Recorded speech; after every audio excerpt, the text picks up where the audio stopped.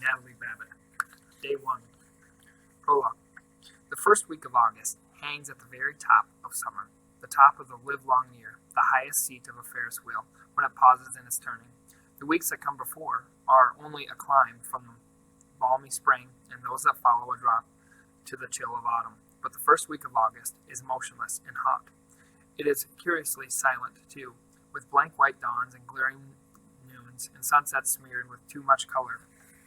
Often at night there is lightning, but it quivers all alone. There is no thunder, no relieving rain. These are strange and breathless days, the dog days when people are led to do things they are sure to be sorry for after. One day, at that time, not so very long ago, 3 things happened, and at first there appeared to be no connection between them. At dawn, May Tuck set out on her horse for the wood at the edge of the village of Tree Gap. She was going there, as she did once every 10 years, to meet her 2 sons, Miles and Jesse. At noontime, Winnie Foster, whose family owned the Tree Gap Wood, lost her patience at last and decided to think about running away. At sunset, a stranger appeared at the Fosters' gate. He was looking for someone, but he didn't say who. No connection, you would agree, but things can come together in strange ways. The wood was at the center, the hub of the wheel. All wheels must have a hub. A Ferris wheel has one, as the sun is the hub of the wheeling calendar. Fixed points they are, and best left undisturbed, for without them nothing holds together. But sometimes people find this out too late. Chapter 1. The road that led to Tree Gap had been trod out long before by a herd of cows who were, to say the least, relaxed.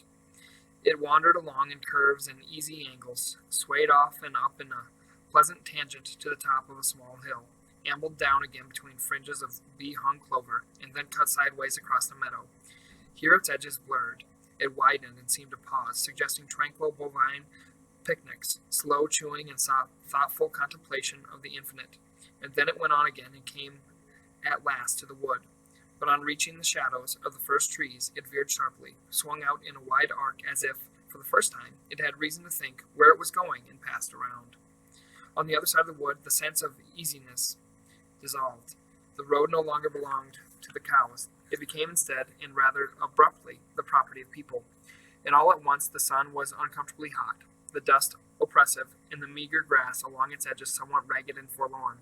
On the left stood the first house, a square and solid cottage with a touch-me-not appearance, surrounded by grass cut painfully to the quick and enclosed by a capable iron fence some 4 feet high, which clearly said, "Move on, we don't want you here."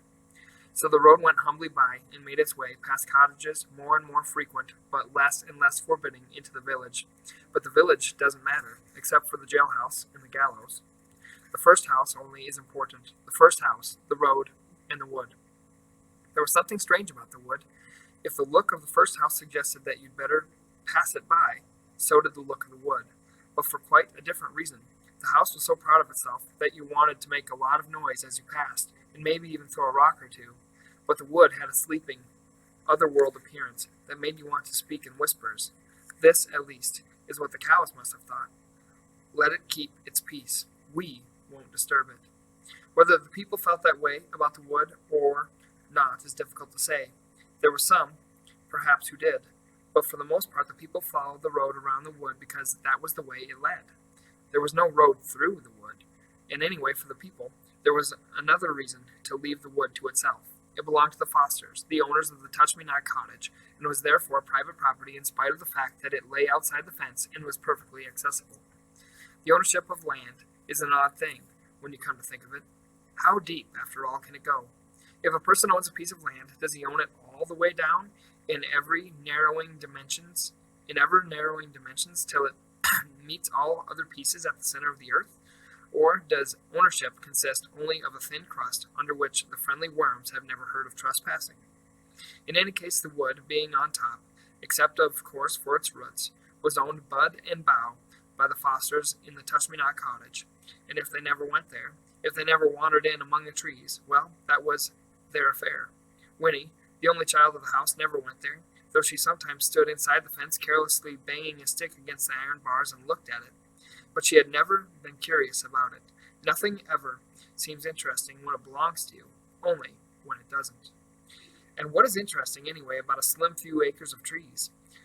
There will be a dimness shot through with bars of sunlight, a great many squirrels, and birds, and a deep, deep mattress of leaves on the ground, and all the other things just as familiar, if not so pleasant, things like spiders, thorns, and grubs. In the end, however, it was the cows who were responsible for the wood's isolation, and the cows, through some wisdom they were not wise enough to know that they possessed, were very wise indeed. If they had made their road through the wood instead of around it, then the people would have followed the road. The people would have noticed the giant ash tree at the center of the wood, and then, in time, they'd have noticed the little spring bubbling up among its roots, in spite of the pebbles piled there to conceal it. And that would have been a disaster, so immense that this weary old earth, owned or not to its fiery core, would have trembled on its axis like a beetle on a pin. Chapter 2.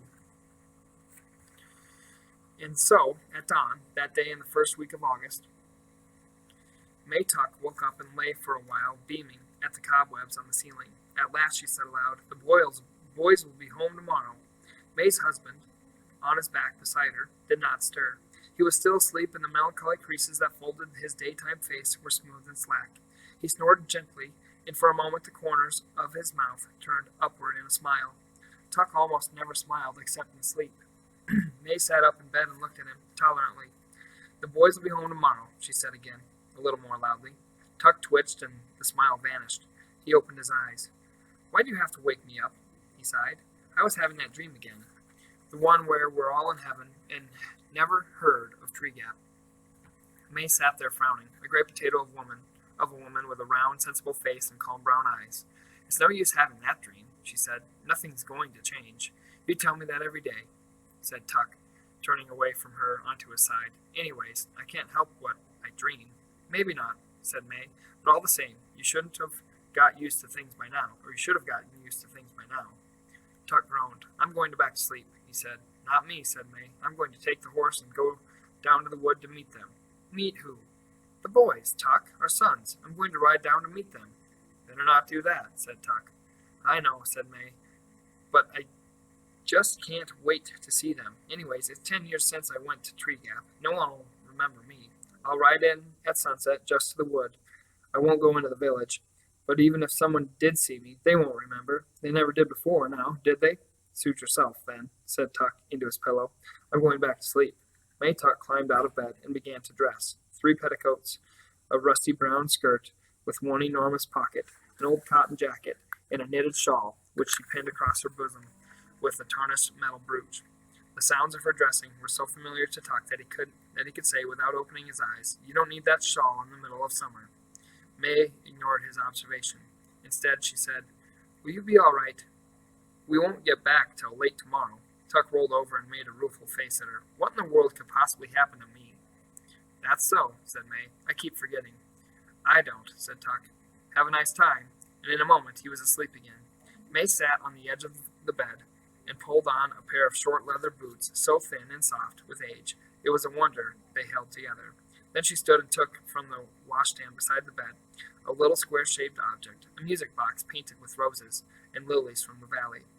It was the one pretty thing she owned, and she never went anywhere without it. Her fingers strayed into the winding key on its bottom, but glancing at the sleeping Tuck, she shook her head, gave the little box a pat, and dropped it into her pocket. Then, last of all, she pulled down over her ears a blue straw hat with a drooping, exhausted brim. But before she put on the hat, she brushed her gray-brown hair and wound it into a bun at the back of her neck. She did this quickly and skillfully, without a single glance in the mirror. May Tuck didn't need a mirror, though she had one propped up on the washstand. She knew very well what she would see in it. Her reflection had long since ceased to interest her, for May Tuck and her husband, and Miles and Jessie too, had all looked exactly the same for 87 years. Chapter 3. At noon of that same day, in the first week of August, Winnie Foster sat on the bristly grass just inside the fence and said to the large toad who was squatting a few yards away across the wood, "I will, though, you'll see. Maybe even first thing tomorrow, while everyone's still asleep." It was hard to know whether the toad was listening or not. Certainly Winnie had given it good reason to ignore her. She had come out to the fence, very cross, very near the boiling point on a day that was itself near to boiling, and had noticed the toad at once. It was the only thing living thing in sight, except for a stationary cloud of hysterical gnats suspended in the heat above the road. Winnie had found some pebbles at the base of the fence, and, for lack of any other way to show how she felt, he had flung one at the toad. It missed altogether. She'd fully intended it should, but she made a game of it anyway, tossing pebbles at such an angle that they'd pass through the gnat cloud on their way to the road. The gnats were too frantic to notice their intrusions, however, and since every pebble missed its final mark, the toad continued to squat and grimace without so much as a twitch. Possibly it felt resentful, or perhaps it was only asleep. In either case, it gave her not a glance when at last she ran out of pebbles and sat down to tell it her troubles. "Look here, Toad," she said, thrusting her arms through the bars of the fence and plucking at the weeds on the other side. "I don't think I can stand it much longer." At this moment, a window at the front of the cottage was flung open, and a thin voice, her grandmother's, piped, "Winifred, don't sit on that dirty grass. You'll stain your boots and stockings." And another, firmer voice, her mother's, added, "Come in now, Winnie, right away. You'll get heat stroke out there on a day like this, and your lunch is ready." "See," said Winnie to the toad, "that's just what I mean. It's like that every minute. If I had a sister or a brother, there'd be someone else for them to watch. But as it is, there's only me. I'm tired of being looked at all the time. I want to be by myself for a change." She leaned her forehead against the bars, and after a short silence went on in a thoughtful tone. "I'm not exactly sure what I'd do, but something interesting, something that's all mine, something that would make some kind of difference in the world. It'd be nice to have a new name, to start with one that's not all worn out from being called so much. And I might even decide to have a pet. Maybe a big old toad, like you, that I could keep in a nice cage with lots of grass and..." At this the toad stirred and blinked. It gave a heave of muscles and plopped its heavy mud ball of a body a few inches farther away from her. "I suppose you're right," said Winnie. "Then you'd be just the way I am now. Why should you have to be cooped up in a cage, too? It'd be better if I could be like you, out in the open and making up my own mind. Do you know they've already let me out of this yard all by myself? Hardly ever. I'll never be able to do anything important if I stay here like this. I expect I'd better run away." She paused and peered anxiously at the toad to see how it would receive this staggering idea, but it showed no signs of interest. "You think I wouldn't dare, do you?" she said accusingly. "I will, though. You'll see. Maybe even first thing in the morning, while everyone's still asleep." "Winnie," came the firm voice from the window. "All right, I'm coming," she cried, exasperated, and then added quickly, I'll be right there, Mama." She stood up, brushing at her legs where bits of itchy grass clung to her stockings. The toad, as if it saw that their interview was over, stirred again, bunched up, and bounced itself clumsily off toward the wood. Winnie watched it go. "Hop away, Toad," she called after it. "You'll see. Just wait till morning."